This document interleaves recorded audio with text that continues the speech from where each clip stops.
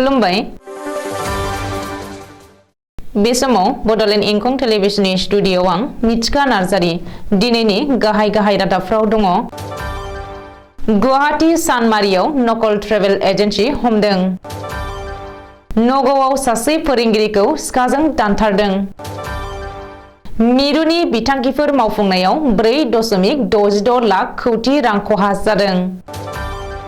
जनता भवनाव G20 हादरफोरनि फिरफिला उरायदों। सुरेन्द्र कुमारा vigilance आरो anti corruption बिफाननि एडिजिपि बिबान आजावबाय। कमलाबारि गामिनि रबिना बर'आ लाइमोन बैसोआव अबथिरायै रुंसारि जाबाय।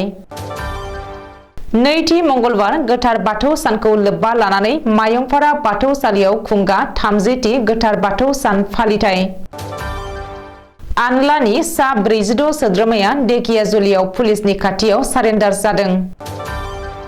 UPPL दोलोआ रायजो राजाफोरनि खहानि थाखाय नङा, रायजो राजाफोरनि मुलाम्फानि थाखायसो खामानि मावगोन बुंदों जिरन बसुमतारी। 14 बोसोरनि उन्दै बैसोनि हिनजावसाखौ हाबा खालामोब्ला पक्सो आयेनजों साजा मोनगोन। टंलायाव रेलनि नाख्रेबनायाव सासेनि जिउ खहा। धेमाजि जिल्लानि सिङाव थानाय सिमेन्ट दख'रा ब्रह्म धोरोम आफादा सनाथि मायथाइ फोरबो खुंफुंनो थि खालामदों। दानिया फैदो आबुं रादाबाव।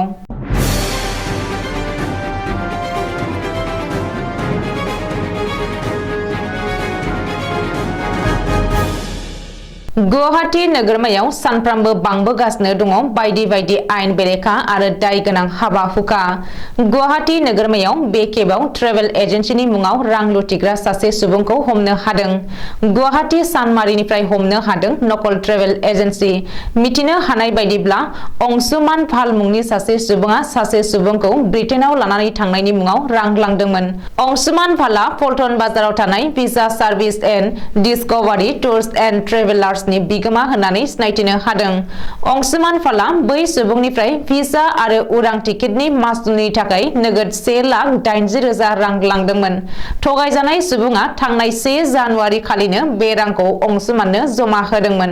बबेखानि अंशुमाननि हेंथायै सिगाङावबो गोबांसा सुबुंनिफ्राय बेबायदि रां लांनायनि अजदफोर दङ। बेजों लोगोसे इउनाइटेड किंडमाव दावबायनो गोसो जानाय सुबुंफोरखौ अंशुमानआ सिगांनिफ्रायनो बेबायदि थगायनानै रां जाबोगासिनो दंमोन होननानै मिथिनो हादों।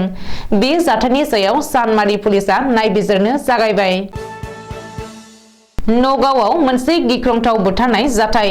सिनायमोनि दुथांनि आखायाव सासे फोरोंगिरिनि जिउ गोमादों। सिनायमोनि दुथांनि गले गले गाग्लोबनायाव सासे फोरोंगिरिया जाथायसालियावनो जिउ गोमायो। नगाव जिल्लानि बेलतलियाव जादों बे गिख्रंथाव बुथारनाय जाथाया। दुथांनि गाग्लोबनायाव जिउ गोमानाय फोरोंगिरिखौ रौमरी गामिनि मजिबुर रहमान होननानै सिनायथिनो हादों। मजिबुर रहमाना फोरोंगिरि हाबा मावनायजों लोगोसे मोनसे इटा फातानि बिगोमामोन। मिथिनो हानाय बायदिब्ला सिनायमोनि दुथाङा मजिबुर रहमानखौ सिखाजों गाग्लोबनानै बिनि खर', गोदोना आरो बिखुङाव गले गले दानग्लिदों। बे जाथायाव फोरोंगिरिया जाथायसालियावनो जिउ गोमायो। ओरैहाय बे गिख्रंथाव बुथारनाय जाथायखौ मावनायनि उनाव दुथाङा जाथायसालिनिफ्राय खारखोमा लाङो होननानै सुलुङाव फोरमायदों। मख'नो गोनांदि बे बुथारनाय जाथायनि सायाव पुलिसआ गोख्रों सन्धानगासिनो दंब्लाबो बे खौरांखौ सुजुनाय समहालागै फोरोंगिरिखौ बेबायदि खास्रि बिस्रि दानथारनायनि बागै जेबो मिथिनो हानाय जायाखै आरो बे जाथाया ओनसोलाव दुंहाव थासारि सोमजिहोदों। बारग' गाहाय मन्त्रि डक्टर मनमोहन सिंहनि UPA खुंथायनि समाव जानाय बायदिनो नरेन्द्र मदिनि NDA खुंथायनि समावबो मिरुनि माखासे बिथांखिफोरखौ मावफुंनायाव लेहेम जादों आरो लाख लाख कौटि रां खहा जादों। मिरु सरकारनि स्टेटिस्टिक एन्ड प्रग्राम इमप्लिमेन्टेशन बिफाननि रिपर्टआव जाथाया सोराङाव फैदों। नरेन्द्र मदि खुंथायनि समावबो मिरुनि बिथांखिफोर मावफुंनायाव लाख लाख कौटि रांनि खहा जादों होननानै मिरु सरकारनि रिपर्टआव रोखायै मख'दों। मिरु सरकारा होनाय रिपर्ट बायदियै गुबुन गुबुन 1,514 मिरुनि बिथांखिफोरनि 55% बिथांखियाल' बाजेट होजानाय। जाउनाव हादराव 4.66 लाख कौटि रां खहा जानांदों। बे रांनि राशिया गासै बाजेटनि 21.99%। बेयो जादों गासै 1,514 बिथांखिफोरनि फोसावनाय राशि। गुबुन फारसे 523 बिथांखिफोरनि कमिसनिं बोसोर एबा आबुं खालामनाय बोसोरनि रिपर्टआनो गैया मिरु सरकारनि आखायाव। जाउनाव बै बिथांखिफोरखौ मावफुंनायाव गोबाव जादों होननानै मिरुनि आबहावा मन्त्रालया बुंदों। बेनि अनगायैबो माखासे बिथिङाव रायजोनि आयेन आब्रुथिनि जेंना आरो हादरनाङै कर'नानि अलखद थासारिनि थाखायबो बिथांखि मावफुंनायाव गोबाव जानांगौ जादों। रिपर्ट बायदिब्ला मिरुनि 1514 बिथांखिफोरनि गेजेराव मोन 52 बिथांखिफोरा आसामनि। बे बिथांखिफोरनि फोसावनाय राशिया जादों 49,000 कौटि रां आरो बेनि राशिखौ 52,000 कौटि रांसिम बारायनाय जाबाय। जनता भवनाव बिरदों गुबुन गुबुन हादरनि फिरफिला। खुंजानो गोनां G20 जथुमनि थाखाय आसामावबो गोख्रों लाहार फाहार खालामनाया सोलिगासिनो दङ। जनता भवनाव भारतनि फिरफिलाजों लोगोसे आर्जेन्टिना, अस्ट्रेलिया, चीन, Brazil, Canada, EU, France, Germany, Indonesia, Italy, Japan, Mexico', Russia, Saudi Arab, खोला आफ्रिका, खोला करिया, तुर्की, UK आरो USA नि फिरफिला बिरदों। जनता भवननि जेरावबो फोसाबनायजों लोगोसे गोदानै रं फुननानै साजायनाय जादों। मख'नो गोनांदि देग्लाय भारतआ मासि लानानै बानजायदों G20 मेल। बेनिनो मोनबा मेलखौ आसामाव खुंनाय जागोन। गुवाहाटी आरो डिब्रुगड़आव G20 नि मोनबा सावरायमेल जथुमगोन। 6 निफ्राय 8 फेब्रुआरि, 13 निफ्राय 15 मार्च, 3 निफ्राय 5 एप्रिल खालि गुवाहाटीआव आरो 23 निफ्राय 24 मार्च खालि डिब्रुगड़आव G20 नि मेल जथुमगोन। G20 मेलाव G20 हादरनि हादर बेंगिरिफोरजों लोगोसे गासै सा 250 निबो बांसिन थान्दैफोर आरो 34 जिल्लानि गासै 12,000 फरायसुला फरायसुलिफोराबो बाहागो लागोन। गिबि मन्त्रि डक्टर हिमन्त बिश्व शर्मानि नाजानायाव मिरु सोरखारा आसामाव मोन 5 G20 मेल खुंनो थांखि लादों। गुबुन फारसे सा सानजा ओनसोलनि गुबुन रायजोफोरावबो G20 नि मोनसे मेल जथुमगोन। IPS सुरेन्द्र कुमारा दिनै भिजिलेन्स आरो एन्टि कारापसन बिफाननि ADGP महरै अफिसियेलि बिबान आजावबाय। ल एन्ड अर्डारनि स्पेसियेल DGP GP सिंहआ दिनै गावनि आखायाव थानाय भिजिलेन्स आरो एन्टि कारापसन बिफाननि बिबानखौ सुरेन्द्र कुमारनो अफिसियेलि गथायबाय। सुरेन्द्र कुमारनो दिनै भिजिलेन्स आरो एन्टि कारापसन बिफाननि बिबानखौ गथायबाय होननानै GP सिंहआ टुइटाराव टुइट खालामदों। मख'नो गोनांदि GP सिंहआ 2.5 बोसोर भिजिलेन्स आरो एन्टि कारापसन बिफानाव डाइरेक्टर महरै सिबिथाय होदों।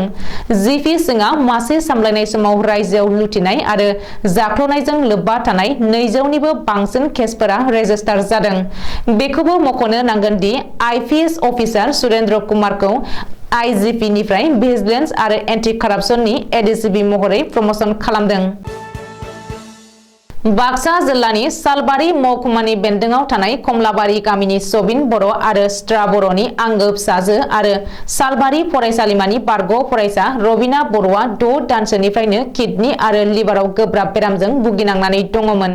नाथाय दुखु गोनां बाथ्राया बेनोदि रबिना बर'खौ किडनि आरो लिभारनि गोब्राब बेरामजों जुजिबाय थानाय समाव गुवाहाटी GNRC देहा फाहामसालियाव फाहामथाय होदोंमोनब्लाबो आरो नखरनि गोरिब दुखु जारला हा-हु फाननानै फाहामथाय होनायखौ नुनानै रांनि गोनांथि जानायलाय सालबारि फरायसालिमानि फरायसा आफाद आरो फरायसाफोरा जयै अनसुंथाइ नागिरनानै हरदोंमोनब्लाबो रबिना बर'नि जिउखौ लाखिनो हायाखैसै। बेनिखायनो सालबारि फरायसालिमानि फरायसाफोरा गोथौयै दुखु फोरमायदों आरो ओनसोलनि गासै मेलेमजिबि सुबुंफोराबो दुखु फोरमायदों।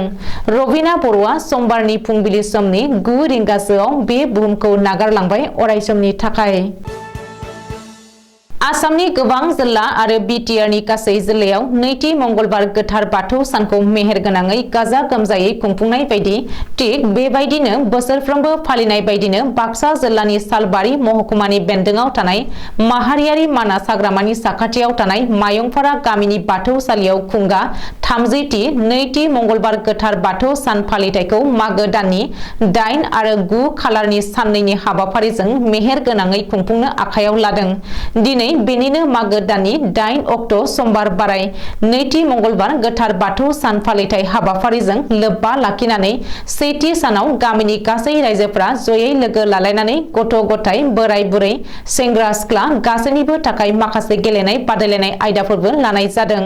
बेनि उनाव गाबोन फुंनिफ्रायनो नैथि मंगलबार गोथार बाथौ सान फालिनाय जागोन। बे फालिथायाव फुंनिफ्रायनो बाथौ थानसालियाव बाथौनि फिरफिला बिरहोनायजों लोगोसे आरज मेथाइ रोजाबनाय आरो मोनाबिलि समाव खन्थाइ आवरायनाय बादायलायनाय हाबाफारिबो लाफानाय जादों। मायंपारा गामिनि बाथौ मन्दिरनि बाथौनि आसारिनि पनेन्द्र बसुमतारिया फोरमायदों दि गासै बिटिआरआवनो बर' माहारिया गोथार बाथौ नैथि मंगलबार गोथार बाथौ सानखौ फालिनाय जागोन। बेनिखायनो दिनै नैथि मंगलबार गोथार बाथौ सान फालिनायजों लोब्बा लाखिनानै सिगां माखासे गेलेमु आयदाफोर लाफानाय जादों होननानै फोरमायदों मायंपारा गामिनिनो बाथौनि आसारि पनेन्द्र बसुमतारिया आरो फोरमायबावदों दि गामि दरसेयैनो गुबुन गामिनि हेफाजाब लायाबालानो खुंफुंनाय जायो। मायंपारा गामिनि नैथि मंगलबार गोथार बाथौ सान फालिनायाव माखासे ओनसोलनि मेलेमजिबि गेदेमाफोरा बाहागो लाफैगोन होननानैबो फोरमायो आरो मोनाबिलि हारिमुखौ बेखेवगिरि महरै बाहागो लागोन मायंपारा गामिनिनो आफादगिरि आरो नेहाथारिया। नैथि मंगलबार गोथार बाथौ सान फालिथाय हाबाफारिजों लोब्बा लाखिनानै सेथि सानाव गामिनि गथ' गथाय बोराय बुरै सेंग्रा सिख्ला गासैनिबो थाखाय माखासे गेलेनाय बादायलायनाय हाबाफारिबो लानाय जादों। महिला आरो सिख्लासा दिरुं बोनाय खेलायाव देरहासार जानो हादों मायंपारा गामिनिनो महिला राखावसि ग्रुपआ। सा 6 उन्दै गथ'साफोरा तामा बुनाय खेलायाव बान्थाखौ मोननो हादों। बोराय सेंग्रा दिरुं बोनाय खेलायाव देरहासार जानो हादों मायंपारा गामिनिनो सेंग्रासा ग्रुपआ। चकलेट जानाय गथ'साफोरनि खेलायाव हिनजावसाफोरनि सेथि बान्थाखौ मोननो हादों पामि बसुमतारी, नैथि बान्थाखौ मौसुमि बसुमतारी। चकलेट जानाय गेलेनायाव हौवासाफोरा सेथि बान्था महरै साहिल बसुमतारी, नैथि बान्था महरै निजोम मुसाहारि आरो उन्दै गथ'साफोरनि चकलेट जानाय गेलेनायाव सेथि बान्था महरै प्रितिका बसुमतारी आरो नैथि बान्था महरै पिटार बसुमतारिया मोननो हादों आरो गोबां गेलेमु आयदाफोरा जानानै थाङो। अल आसाम आदिबासी नेशनेल लिबारेशन आर्मी एबा आनला तिउरिया हानजानि गासै सा 46 सोद्रोमाया हाथियारजों लोगोसे सनितपुर जिल्लानि ढेकियाजुलियाव सारेन्डार जादों। आनलानि आफादगिरि डि नायकजों लोगोसे गासै सा 46 आनला तिउरिया सोद्रोमाया रबिबारखालि ढेकियाजुलियाव सारेन्डार जानाय समाव गं 8 पिस्तल आरो गं 6 राइफल आरो गोबां मेगजिन, गुलि बारुद क्राइम ब्रान्चनि एएसपि आरो डिएसपि बर्डार पुलिसनि आखायाव गथायदों होननानै सुलुङाव फोरमायदों। मख'नो गोनांदि थांनाय 2022 मायथाइयाव आदिबासी फोलेरनि मोनथाय आरो रैखाथिखौ होबथानो थाखाय दानाय जादोंमोन। नाथाय थांनाय बोसोर 2022 नि 15 सेप्तेम्बराव जेब्ला आनला आरो आसाम सरकार भारत सरकारनि गेजेराव गोरोबथा जायो बेनि उनाव गोजोन थासारिनि थाखाय आनलानि सोद्रोमाफोरा फारियै सारेन्डार जादों। गुमा ब्लक इउपिपिएल दोलोनि सेथि बोसोरसालि जथुमाया दिनै जोबनानै थांबाय। 2 नं गुमा बियाबनि सिङाव थानाय सराइबिल ब्लक इउपिपिएल दोलोनि बोसोरसालिया जथुमाया दिनै गसाइगाव महकुमानि सिङाव बाबुबिल गामिनि गेवलां गेलेग्रा फोथाराव सानसेनि हाबाफारिजों जोबनानै थाङो। बे बोसोरसालि जथुमायावनो आलासि महरै बाहागो लादों फारियै 28 नं गसाइगाव बिधान सभा बियाबनि एमएलए जिरन बसुमतारी, गुमा बियाबनि टिसिएलसिसि मासिगिरि बिथांमोनजों लोगोसे इउपिपिएल दोलोनि गोबां दैदेनगिरिफोर लोगोसे इउपिपिएल दोलोखौ मोजां मोनग्रा रायजो राजाफोरखौ बाहागो लानायखौ नुनो मोननाय जायो आरो बे हाबाफारिनि गेजेरजों इउपिपिएल दोलोआ थांनाय समाव मा हाबा मावबोखो आरो उननि समाव मा हाबा मावनो सानदों बेफोरखौ लानानै गुवारै फोरमायनायजों लोगोसे कक्राझार सहराव थानाय आरएनबि सिभिल देहा फाहामसालिखौ बोखारनो नागिरदों बे बाथ्रानि सायाव बिबुंथि लाखियो। आसामनि गिबि मन्त्रि डक्टर हिमन्त बिश्व शर्मानि मासि दैदेननायाव आसाम केबिनेटआ थांखि लादों दि आथिखालाव जायफोरा 14 बोसोर बैसोनि उन्दै हिनजावसाखौ हाबा खालामगोन बिसोरनि हेंथायै पक्सो आयेन एबा प्रटेक्शन अफ चाइल्ड सेक्सुएल अफेन्स एक्टनि जोहै साजा होनाय जागोन। लोगोसे जायफोरा 14 निफ्राय 18 बोसोर बैसोनि हिनजावसाखौ हाबा खालामगोन बिसोरखौबो 2006 मायथाइनि प्रहिबिशन अफ चाइल्ड मैरिज एक्टनि जोहै साजा होनाय जागोन। गिबि मन्त्रि डक्टर हिमन्त बिश्व शर्माया खौरांगिरिनि सिगाङाव फोरमायबावदों दि मोनफ्रोमबो पिएचडिसि एबा गाव पन्चायतनि सिङाव थानाय गंफ्रोमबो गामियाव साफा सोरखारि मावफारिया थिसननानै बेनि सायाव गोख्रों नोजोर लाखिनाय जागोन आरो पन्चायत सेक्रेटारिफोरा केस डायरि होनानै पुलिस थानायाव एफआइआर होनांगोन। मख'नो गोनांदि आथिखालाव आसामाव 31% उन्दै बैसोनि हिनजावसाफोरा बेबायदिनो बैसो जास्लाबैयावनो हाबा जानाय सानदांथिया रिपर्टआव फैदों। अदालगुरि जिल्लानि टंला खाथि समुआपारायाव दिनै फुङाव रेलगारिनि नाख्रेबनायाव माइला कसारी मुंनि सासे सुबुंनि जिउ खहा जायो। हरिसिङा थानानि सिङाव थानाय तराबारि गामिनि कानिया कसारीनि फिसाज्ला 60 बोसोर बैसोनि माइला कसारीया समुआपारानि धुपगुरियाव रेल लाइनआव दिनै फुंनि 11:30 रिंगायाव टंलानि समुआपारानि धुपगुरि रेल लाइनखौ बारनो नागिरनायावनो रेलगारिया सुबुंखौ नाख्रेबलाङो। नखर फोलेरनिफ्राय मिथिनाय बायदिब्ला मानसिया खोमाजों बाङाय खोनानायनि थाखाय जाब्रबथायाव गोग्लैनो गोनां जायो होननानै सन्देह खालामदों। रेल बिफाननि पुलिसआ जाथायसालियाव नुजाथिनानै गोथै सहखौ आनजादनि थाखाय राहा खालामो। धेमाजि जिल्लानि सिङाव थानाय सिमेन्ट दखरा ब्रह्म धोरोम आफादा 50 बोसोर आबुं जानायखौ लोब्बा लाखिनानै बोहैथि बोसोरनि फैगौ फेब्रुवारि दाननि 4 आरो 5 खालाराव सनाथि मायथाइ फोरबो फालिनो लानायनि गाहाय खुन्थियाखौ दिनै जयग आहुति होनानै बेखेवो लखिमपुर जिल्ला ब्रह्म धोरोम प्रसाद संसदनि गाहाय गुरु लीलाकान्त ब्रह्मआ। लोगोसे सिमेन्ट दखरा ब्रह्म धोरोम लाइमोन आफादनि प्रचारक धनेश्वर नार्जारिनि आखाइजों बानजाय आफादनि मावखुलि बेखेवनाय जायो। सनाथि मायथाइ फोरबो फालिनायजों लोगोसे सिमेन्ट दखरा ब्रह्म धोरोम लाइमोन आफादनि 17थि बोसोरारि जथुमा आरो सिमेन्ट दखरा ब्रह्म धोरोम आइजो आफादनि 6थि बोसोरारि जथुमाखौ खुंफुंनो थि खालामनाय जादों। दिनैनि रादाबा एसेनोसै। गोजोन्थों।